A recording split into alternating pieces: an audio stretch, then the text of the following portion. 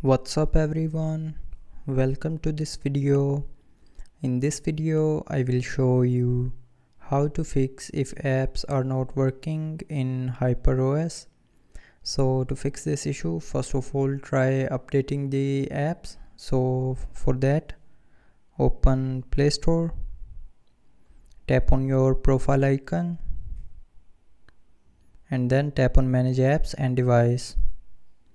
Now tap on this second option and from here check for available app updates. So if you have any app that is not updated to the latest version, then update the app, and after updating that app will start working.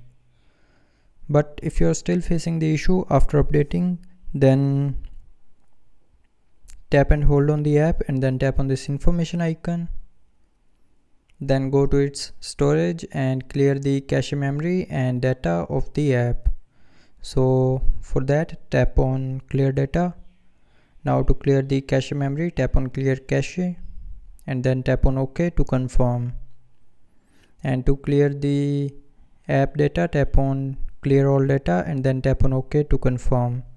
And after clearing the cache memory and app data, the app will start working properly. So that's how you can fix if apps are not working in HyperOS. So I hope you liked the video. Thanks for watching.